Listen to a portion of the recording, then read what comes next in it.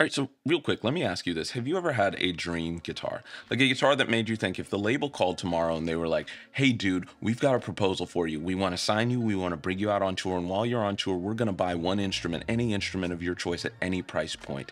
That guitar? You see, for me personally, when I look back on all my years as a guitar player and try and see all the different ways that I tried to answer that question over time, I actually start to chuckle a little bit just because I've noticed that all of those guitars always come from the same categories. Strat, Strat, Tele, Strat, Tele, Strat. I think you get the point. But one thing that I often forget is that it wasn't always this way. You see, about 10 years ago, when I'd only been playing guitar for about 6 or 7 months, I went over to my friend Gabriel's house because I knew he was this incredible guitar player, still is, and I just wanted to learn some random new pentatonic licks and some chords that I could show off once I got back to my dorm room. And in the middle of our lesson, he actually goes, Mike, I want to show you a guitar real quick. So he walks over, takes it out of his case and brings it over, and my eyes instantly notice it.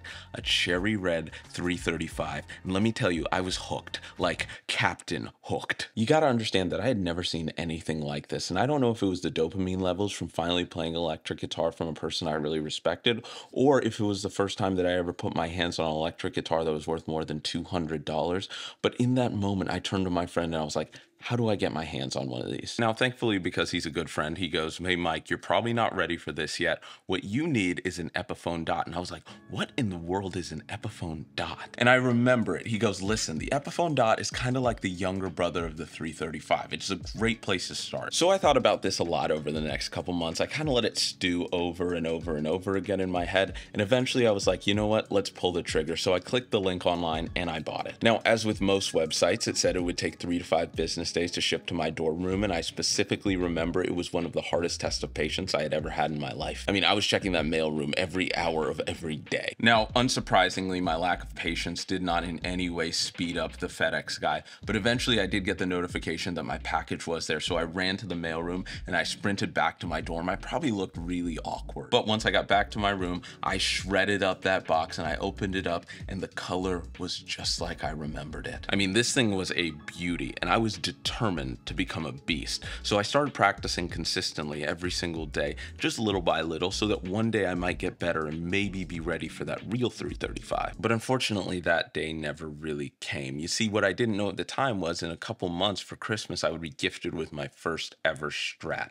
And in the same time period as I got my Strat, my little Roland Cube amp that I used every single day, it broke for the first time ever. And since I had 2 guitars, I knew that I would have to sell one in order to be able to get one of these tube amps that everyone had been telling me about. So I ended up going with a Fender because in my mind, I thought to myself, this Fender is a real Fender, and this Epiphone, it isn't even the real version. And for a while, I was okay with that. I mean, why would any non-beginner ever choose an Epiphone? But then something interesting happened. What ended up happening was I met my friend Andrew, and Andrew is this incredible recording engineer. I mean, having worked out of LA and Vegas, and he tells me that one of his most prized guitars in this entire world, if not his most, is his Squire, and he shows me the tones that he's getting out of that thing, and it's better than any tone that I've ever gotten simply because he knows what he's doing. So I thought to myself more recently, if that worked for Squire, why wouldn't that work for, well, Epiphone? So friends, this is the Epiphone Casino Worn, and there are a lot of things that make it really unique. First of which, it's about $2,500 cheaper than Gibson's cheapest semi-hollow. Second of which, you might recognize this design from its notable association with the Beatles, but actually the first Casino was designed in 1961 as the Epiphone alternative to the Gibson ES330. And if you're anything like me, you're probably thinking to yourself, what in the world is a Gibson ES330? Well, it's a guitar designed in 1959 to look a lot like the 335s that we're used to seeing nowadays, except for it had 2 configurations that it came in, one with 1 P90 and one with 2, and it never sold quite well because music was getting louder and louder and it had so much feedback. Luckily for Epiphone though, they did have the Beatles, and even in more recent years, I've seen players like Gary Clark Jr. and other notable players really try to put their stamp on the instrument. Now, the one I have right here is neither the vintage model that the Beatles would use, nor the one they started making again in the USA like 2 years ago, because both of those models would cost as much or more than a regular Gibson 335.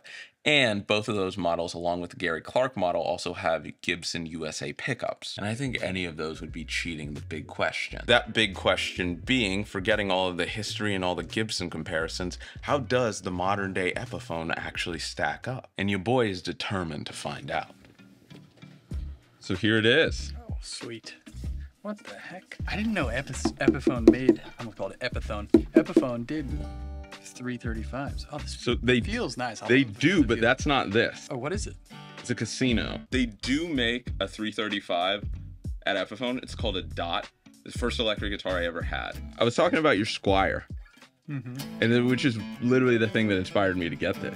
Because I do think that there are guitar players who use intentionally cheap guitars to get like a cheap, like it's like the whole Jack White thing where he's using $100 guitars for like a very specific tone. But I don't know if that's what this is, because I genuinely just think this sounds good. Like I'm not trying to get a cheap sound. I haven't been using it live. I've only been using it like in my room in the studio. So this is the first time I'm gonna ever use it in like a jam scenario. Good tone? Yeah, what's the most important thing?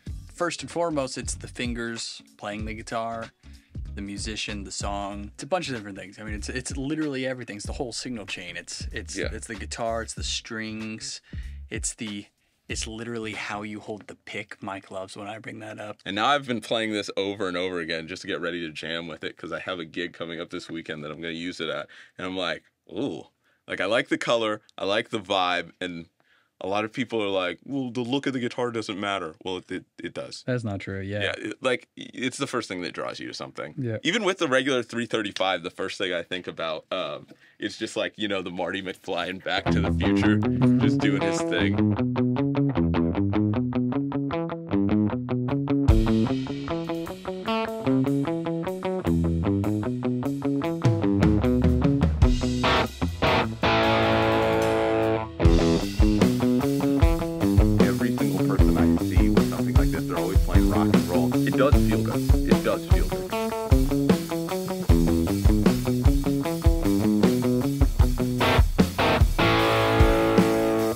Just like a...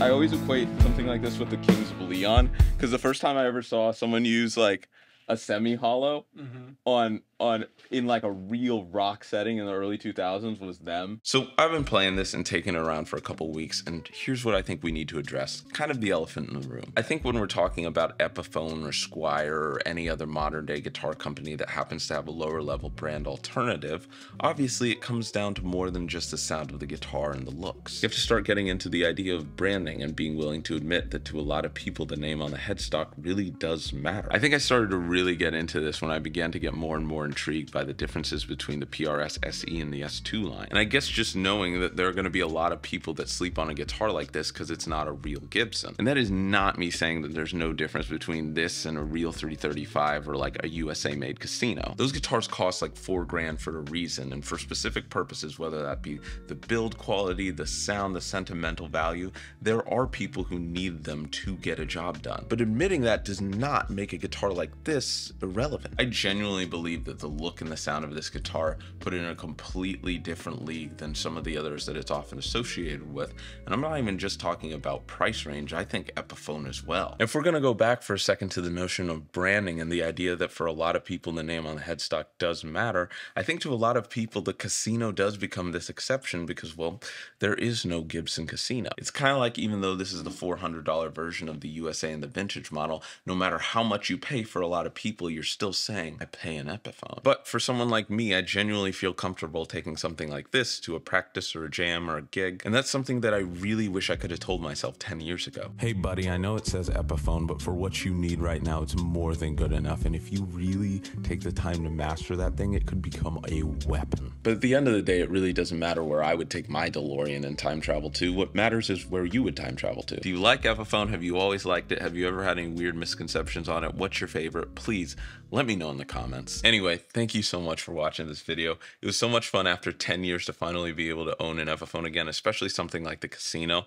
such like a legendary legacy. And I don't want to in any way take that for granted. So if you want to know anything more about the Casino Worn, you can get it from the homies at Sweetwater. The links are in the description. Make sure to check it out. It's one of the best ways to support this channel if that's something you want to do, or if you're just curious about any of the other gear that we use in this video. Make sure to check out those links. Also, thank you to Andrew for taking the time. Thank you to all my patrons. The full interview with him is on there if you want to check it out. Like and subscribe if you had a good time. And most importantly, like most important of all, have a fantastic day.